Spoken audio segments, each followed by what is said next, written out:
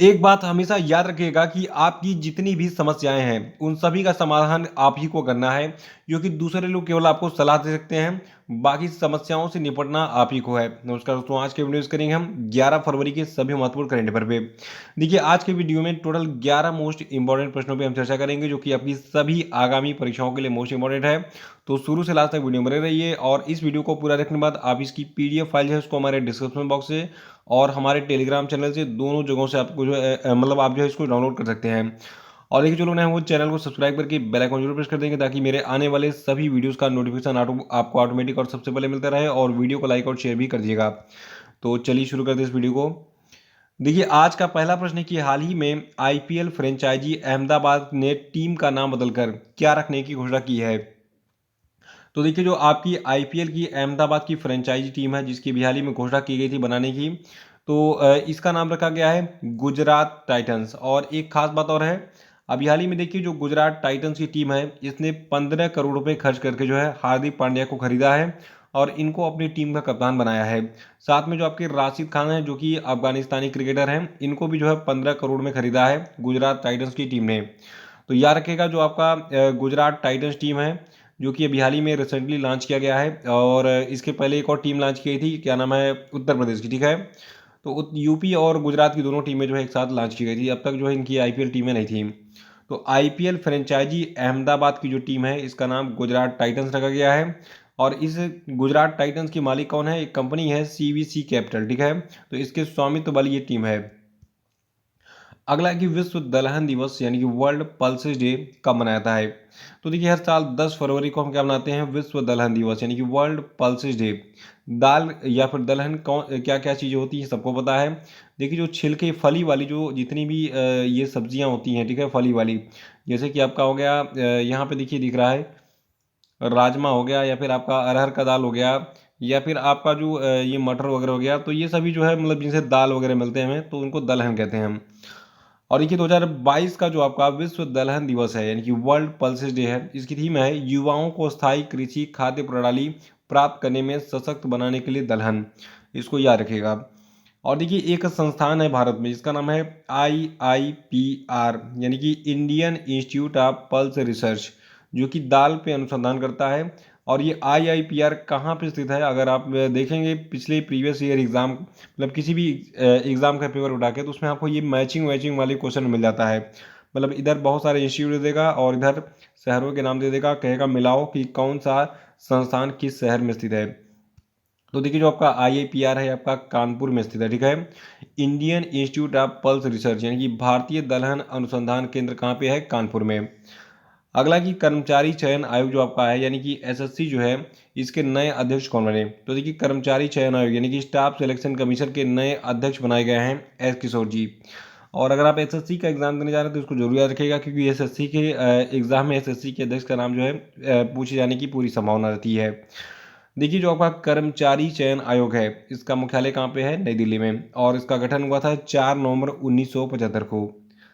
अगला कि हाल ही में भारतीय अंतरिक्ष अनुसंधान संगठन यानी कि इंडियन स्पेस रिसर्च ऑर्गेनाइजेशन ने किस भारतीय संचार उपग्रह को निष्क्रिय कर दिया है। तो देखिए, संचार उपग्रह था इनसैट 4B। तो इनसैट 4B को इसरो ने निष्क्रिय कर दिया है। देखिए, जो इनसैट 4B है, इसने अपनी सेवा के अंत में पोस्ट मिशन डिस्पोजल किया, जिसके बाद 24 जनवरी को इसको बंद कर दिया गया। देखिए, जो इनसैट 4B है, ये जो है PMD से गुजरने वाला 21वां भारतीय भू उपग्रह है। तो याद रखिएगा, जो आपका इनसैट 4B था, ये क्या था, एक संचार उपग्रह था भारत का, और इसको भी हाल ही में बंद कर दिया है, यानी निष्क्रिय कर दिया गया है इसरो के द्वारा। अगला है कि 18वां स्वर्गीय माधवराव लिमये पुरस्कार किसको दिया गया। तो देखिए, जो 18वां स्वर्गीय माधवराव लिमये पुरस्कार है, ये नितिन गडकरी को दिया गया है। आपको बता दूं, ये जो है सड़क परिवहन और जहाजरानी मंत्रालय के केंद्रीय मंत्री हैं कौन, नितिन गडकरी। और आपको बता दूं, जो ये पुरस्कार है जिसका नाम क्या है, स्वर्गीय माधवराव लिमये पुरस्कार। तो इस पुरस्कार की पुरस्कार राशि क्या है और इसको किसके द्वारा प्रदान किया जाता है। देखिए, ये जो पुरस्कार है ये जो है नासिक पब्लिक लाइब्रेरी सार्वजनिक वाचनालय के द्वारा हर साल वितरित किया जाता है किसी भी केंद्रीय मंत्री को या फिर किसी भी सांसद या विधायक को। देखिए, ये किसी सांसद विधायक या फिर मतलब जो भी इस प्रकार के नेता होते हैं उन्हीं को दिया जाता है केवल। और ये पुरस्कार लिमई की स्मृति में उनकी बेटी डॉक्टर शोभा नेर्लिकर के द्वारा स्थापित किया गया था और इस पुरस्कार में 50,000 रुपये का नकद और एक स्मृति चिन्ह शामिल है। अगला कि 2021 में सोने का दूसरा सबसे बड़ा खरीदार कौन था? तो देखिए विश्व में 2021 में जो है सोने का दूसरा सबसे बड़ा खरीदार आपका था भारतीय रिजर्व बैंक यानी कि रिजर्व बैंक ऑफ इंडिया। तो कितना सोना खरीदा आरबीआई ने 2021 में, मैं आपको टोटल बताऊंगा क्वांटिटी। देखिए 2021 में सोने का जो पहला सबसे बड़ा खरीदार था ये था सेंट्रल बैंक ऑफ थाईलैंड। कौन था? सेंट्रल बैंक ऑफ थाईलैंड, जिसने 90 मीट्रिक टन सोना खरीदा। जबकि जो आपका आरबीआई यानी कि रिजर्व बैंक ऑफ इंडिया, इसने दिसंबर 2021 के अंत में अपने कुल सोने के भंडार को 754.1 टन तक ले जाते हुए 77.5 मीट्रिक टन जो है सोना खरीदा था। यानी कि भारत ने जो है 2021 में 77.5 मीट्रिक टन जो है सोना खरीदा था और थाईलैंड ने कितना खरीदा था? सेंट्रल बैंक ऑफ जो थाईलैंड है इसने जो है 90 मीट्रिक टन जो है सोना खरीदा था। तो ये क्वांटिटी याद रखिएगा। और आपको बता दूं सोने से रिलेटेड एक संस्थान है, इसका नाम है विश्व स्वर्ण परिषद। इसी के द्वारा ये आंकड़ा हाल ही में जारी किया गया है कि किस देश के केंद्रीय बैंक ने कितना सोना खरीदा। देखिए जो आपका विश्व स्वर्ण परिषद है इसके सीईओ है डेविड टेड और इसका मुख्यालय यूनाइटेड किंगडम के लंदन में स्थित है। इसकी स्थापना 1987 में हुई थी और उसके अध्यक्ष हैं केल्विन दुस्निस्की। तो ये सारे आंकड़े नोट कर लीजिए, लेकिन याद रखिएगा कि विश्व में सोने का दूसरा सबसे बड़ा खरीदार भारतीय रिजर्व बैंक था और विश्व में सोने का पहला सबसे बड़ा खरीदार कौन था? ये था सेंट्रल बैंक ऑफ थाईलैंड। और सातवां प्रश्न की भारत का पहला बायोमास आधारित हाइड्रोजन संयंत्र जो है किस राज्य में स्थापित होगा? देखिए कोई भी घटना अगर पहली बार हो रही है, कुछ चीज़ें पहली बार घटित होती हैं, कोई किसी को पहली बार किसी विशेष पद पर अपॉइंट किया जाता है, तो ये फर्स्ट इवेंट फर्स्ट अपॉइंटमेंट वाली घटनाएं जो है ये बहुत इंपॉर्टेंट होती हैं और निश्चित रूप से एग्जाम में पूछी जाती हैं। तो यहाँ पे बात हो रही है भारत के पहले बायोमास आधारित हाइड्रोजन संयंत्र की। ये मध्य प्रदेश में स्थापित होगा और जो भारत का ये पहला व्यावसायिक स्तर का बायोमास आधारित हाइड्रोजन संयंत्र है ये मध्य प्रदेश के खंडवा जिले में स्थापित होगा। तो एक प्रश्न अलग से एग्जाम में बन सकता है कि भारत का जो पहला बायोमास आधारित हाइड्रोजन संयंत्र है ये मध्य प्रदेश में कहाँ पर स्थापित किया जाएगा? तो इसको मध्य प्रदेश के खंडवा जिले में स्थापित किया जाएगा। और ये जो संयंत्र है ये हर दिन 30 टन बायोमास फीड स्टॉक से 1 टन हाइड्रोजन का उत्पादन करेगा और इस संयंत्र को 24 करोड़ रुपए के निवेश के साथ वाटोमो एनर्जी लिमिटेड और विजल ग्रीन एनर्जी के संयुक्त उद्यम के द्वारा लगाया जा रहा है।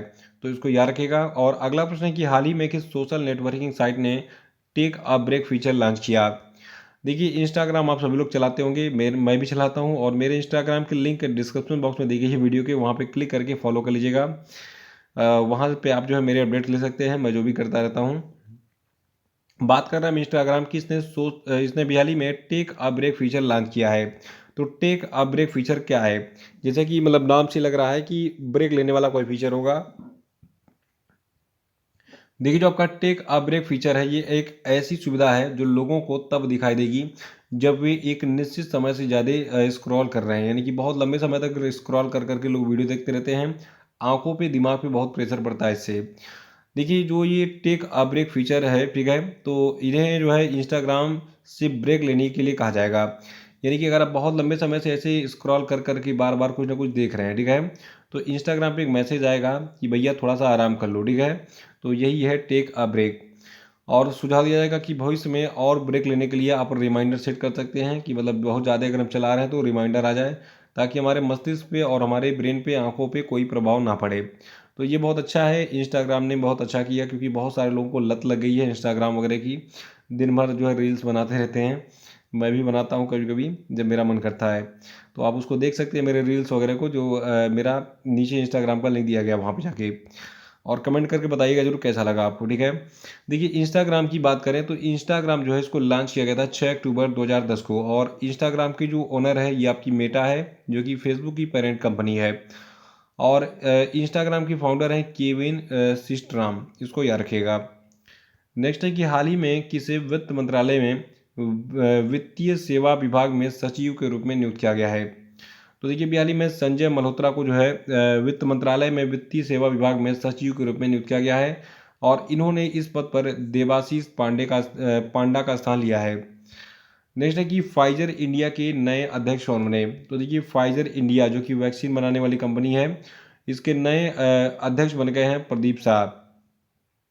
देखिए हाल ही में फाइजर इंडिया ने RS शाह के इस्तीफे के बाद प्रदीप शाह को जो है अपने बोर्ड का अध्यक्ष अपॉइंट किया है।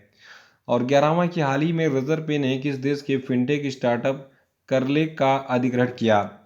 तो देखिए जो आपकी कंपनी रेजर पे है, ठीक है, देखिए रेजर पे एक भारतीय कंपनी है जिसकी स्थापना 2013 में हर्षिल माथुर के द्वारा की गई थी, ठीक है। तो रेजर पे कंपनी जो है इसने भी हाल ही में मलेशिया की एक कंपनी है जिसका नाम क्या है, करलेक, इसका अधिग्रहण कर लिया है और इस प्रक्रिया को जल्दी ही कंप्लीट भी कर लिया जाएगा। देखिए जो भारतीय कंपनी रेजर पे है ये दक्षिण पूर्व एशिया में अपना विस्तार करना चाहती है, तो इसीलिए जो है वहाँ की दक्षिण पूर्व एशिया की छोटी छोटी कंपनियों को ये खरीद रही है। तो इसी क्रम में इसने जो है करलेक को जो है खरीद लिया है, इसका अधिग्रहण कर लिया है। देखिए करलेक कंपनी जो है इसकी स्थापना जो है की थी जैक लियू और स्टीव क्विसिया ने 2018 में। तो ये थे आपके आज के सभी धमाकेदार प्रश्न और अब हम बात करेंगे आज के सभी क्वेश्चन अपडेट पे। तो सभी लोग कमेंट बॉक्स में आंसर देंगे। देखिए पहला प्रश्न आपके लिए कि ब्लूमबर्ग बिलेनियर इंडेक्स की ताजा रिपोर्ट के अनुसार मुकेश अंबानी को पछाड़कर एशिया के सबसे अमीर व्यक्ति कौन बने, बताइए। साथ में ये भी बताना है कि जो एशिया के सबसे अमीर व्यक्ति बने हैं वो दुनिया के किस क्रम के अमीर व्यक्ति हैं। अगर नहीं पता है तो कल का वीडियो देख लीजिएगा। कल मैंने बहुत ही बेसिक चीज़ें बताई थी जो कि एग्जाम में पूछी जाएंगी और एक नंबर मिस ना हो इसलिए रिवीजन जरूरी है, तो कल का वीडियो देख जरूर लीजिएगा। अगला प्रश्न आपके लिए कि हाल ही में सूचना और प्रसारण मंत्रालय ने किस भाषा के एक समाचार चैनल का लाइसेंस रद्द कर दिया है, बताइए। अगला कि भारत के सबसे बड़े डिजिटल हेल्थ केयर प्लेटफॉर्म में से एक मेडी बडी के नए ब्रांड एम्बेसडर कौन बने, बताइए। नेक्स्ट है कि बाटा इंडिया की नई ब्रांड एम्बेसडर कौन बनी है, बताइए। और अगला कि हाल ही में किस राज्य में कंचोत पर्व मनाया गया, बताइए। और अब हम बात करेंगे कल के पूछे गए सभी क्वेश्चन अपडेट के सही उत्तरों की। देखकर समझिएगा पहला प्रश्न था कि उत्तराखंड राज्य के नए ब्रांड एम्बेसडर कौन बने हैं, तो देखिए इनका नाम है अक्षय कुमार। और दूसरा था कि हाल ही में BR चोपड़ा की महाभारत में भीम का किरदार निभाने वाले किस अभिनेता का 74 साल की उम्र में निधन हो गया है, तो इनका नाम है प्रवीण कुमार सोबती।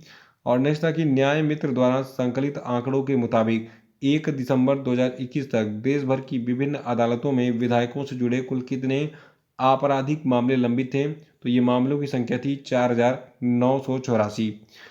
और चौथा था कि आर्थिक सर्वेक्षण 2021-22 के मुताबिक अक्षय ऊर्जा पर जोर देने के बावजूद देश में कोयले की मांग किस वर्ष तक 1.3 से 1.5 बिलियन टन के दायरे में रहने की उम्मीद है, तो देखिए ये टारगेट ईयर आपका है वर्ष 2030। पांचवा था कि हाल ही में पाकिस्तान ने कितने बिलियन अमेरिकी डॉलर के चीन पाकिस्तान आर्थिक गलियारे के दूसरे चरण को शुरू करने हेतु चीन के साथ एक नए समझौते पर हस्ताक्षर किया है, तो देखिए ये अमाउंट है 60 बिलियन अमेरिकी डॉलर। तो इसी के साथ ये वीडियो समाप्त होता है। जय हिंद, जय भारत।